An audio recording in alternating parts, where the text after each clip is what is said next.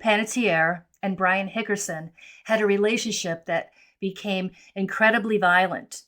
And when I started looking at their synastry, I wanted to understand what was happening between these two astrologically. And there are some aspects in this chart that really caught my attention.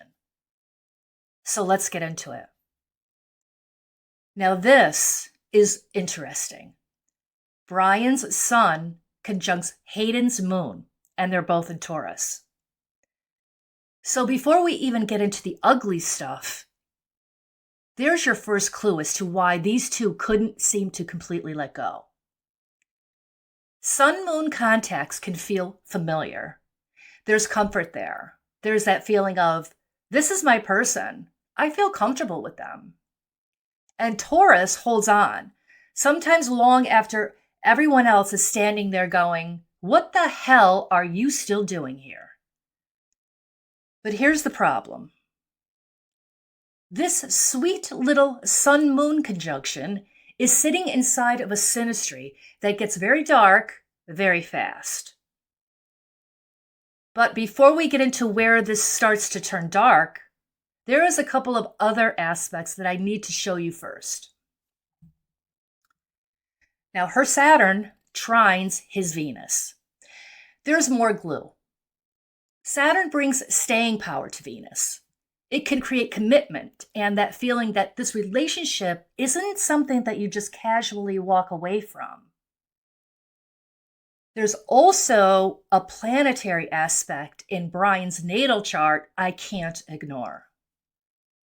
He has Mars opposite Uranus. Mars is anger and aggression. Uranus is sudden, explosive, and unpredictable. Put them in opposition, and you've got a hair trigger quality. Anger that can go from 0 to 60 before anybody knows what the hell just happened.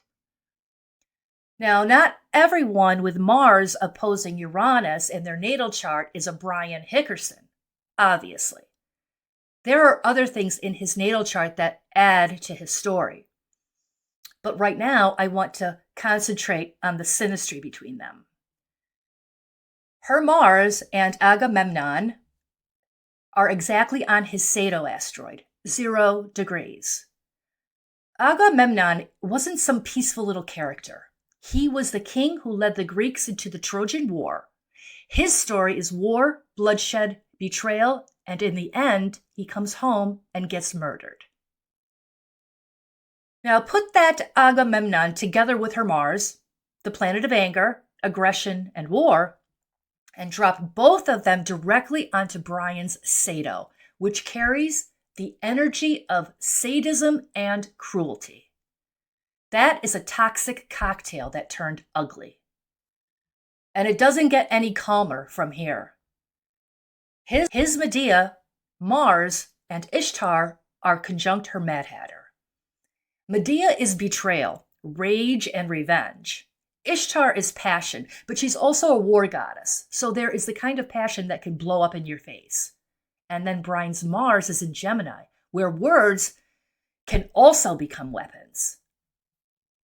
So when all of those energies conjuncts Hayden's Mad Hatter, it is the kind of chaos where he could make her look like the unstable one, accuse her of being crazy, dramatic, and out of control, when the madness was actually being thrown at her from him. That's the ugly part of Mad Hatter here. Hayden can end up carrying the label for chaos that didn't start with her. And this one is loaded. Her Mercury is conjunct Calypso and Nessus, and all three are conjuncting Brian's Toro asteroid. Calypso can hide things and bottle things up, while Nessus can bring toxicity into communication. And all of this connects with his Toro, the bully that has the domineering energy. So communication between these two became very toxic, especially since her Mercury squares Brian's Mars, the war planet. So the planet of communication is in a hard aspect with the planet of anger and aggression. Words can become the spark. Arguments can heat up fast, and suddenly the temperature in the room goes through the roof. And then we have her Jupiter conjuncts his Attila, Lie, Chiron, and 8. And this is exact, 0 degrees. Jupiter expands whatever it touches. So when her Jupiter conjuncts this part of his chart, it's like turning the volume all the way up on something already volatile. Attila is named after Attila the Hun. He was a brutal man, a warrior and a conqueror, whose name became associated with violence, destruction, and fear. Then we have Lie. So there is deception and dishonesty, things that aren't true. So he isn't exactly honest about what happened between the two of them. Chiron brings the pain associated with these energies. And 8 is where someone can convince themselves of something, react as if it's true, and then blow the whole situation sky high. This is a very strong potential for him to believe his own version of events so strongly that his reaction becomes completely out of control. So with all of this going on, why was the bond still there? Because his Juno conjuncts her Sun and her South Node. Juno is the partner, the person we commit to and keep choosing as our person. And his Juno conjuncts her Sun. So that partnership energy connects directly to who she is. But it's also conjunct her South Node. And the South Node is familiar territory. It's the pattern you already know, the place you can fall back into almost without thinking. So this relationship may have felt strangely familiar to her, like a relationship pattern she already knew how to survive. But his Juno also conjuncts her money and Midas asteroids. Seriously, are you kidding me? That's gold digger energy rearing its ugly head, especially since her Jupiter also conjuncts his Loki asteroid, the Norse trickster god of deception, cunning, and trickery. But there are other asteroids there too on Hayden's South Node. His Ajax and, again, Agamemnon. Ajax was a warrior. He was known for his strength, for his rage, and when he felt humiliated and dishonored, he completely lost control. And we've already met Agamemnon, the king who led the Greeks into the Trojan War. So there is violence, power, and betrayal. And that familiar territory we just talked about with Juno, it isn't only caring partnership. There's conflict woven into it too. Whatever happens on the South Node doesn't just feel familiar. It can become part of the identity of the relationship. So the fighting, the rage, the power struggles, they stop feeling like warning signs and can start feeling like part of the relationship over time. Now, her Lacrimosa and Lie conjuncts his South Node. Lacrimosa is grief, tears, sorrow, that feeling of mourning, something that keeps hurting you. And then there's Lie again, deception, dishonesty, things that aren't true. And both of them conjunct his South Node. So on his side, this familiar pattern isn't clean either. Her Lacrimosa and Lie are on his South Node, bringing sorrow, tears, and dishonesty into what he already knows how to fall back into.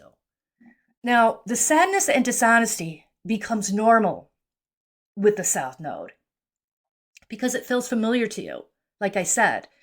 And that's when a toxic dynamic can start feeling less like something is terribly wrong and more like this is just us. Now, in Brian's natal chart, his Venus is conjunct Megara. Venus is love, attraction, and in a man's chart, it can also show it can also tell us a lot about how he relates to women. Megara is one of the three Furies. She carries rage, vengeance, resentment, and retribution. So his Venus is tangled up with these energies. That's a nasty combination.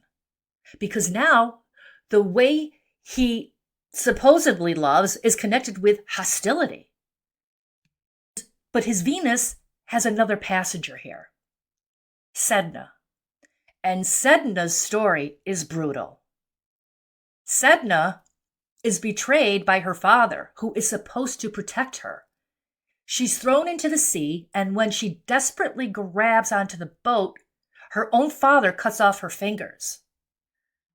So wrapped around his Venus, there is rage, resentment, and betrayal, and also revenge, which goes back to Medea. And then I found something eerie in their synastry. Her Sedna conjuncts his Venus, so he probably felt betrayed by her. With his Megara there as well, this got tangled up with feelings of betrayal, resentment, and anger on his end. Now, his Dragonera and Snow conjuncts her descendant, and her Typhoon is there, right there with them. Typhoon represents overwhelming psychological energy, something that becomes so chaotic and consuming that it takes on a life of its own. Snow represents opioids, and Dragonera is heroin. So his drug asteroids are directly on her relationship angle and making that Typhoon energy come alive. The drugs became part of the relationship. Now his Mars, Dionysus, and Ishtar conjuncts Hayden's finale. Mars brings the fighting and the anger. Dionysus brings the intoxication, the excess, that point where things can spiral out of control. And his Ishtar brings passion, but also brings war, rage, and destruction. And all of this is on her finale, the ending.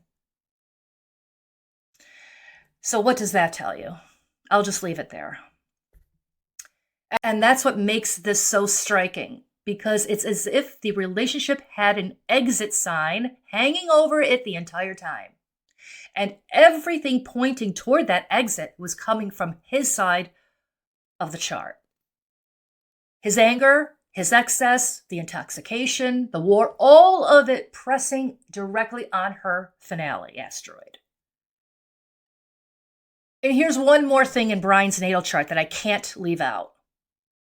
His Coco conjuncts his North Node. Coco is one of the asteroids associated with drugs, particularly opiates. And the North Node points towards the experiences that become part of your story and eventually part of what you're known for. That's not a little footnote hiding in the margins of his life. That's part of his headline. So why did she stay? Because leaving someone physically and breaking the bond emotionally are two very different things. And that's what I see in this synastry. There was enough glue to keep pulling her back, and enough chaos to keep tearing them apart. Sometimes the strongest chains are the ones you can't see. I will be back soon with more synastry charts.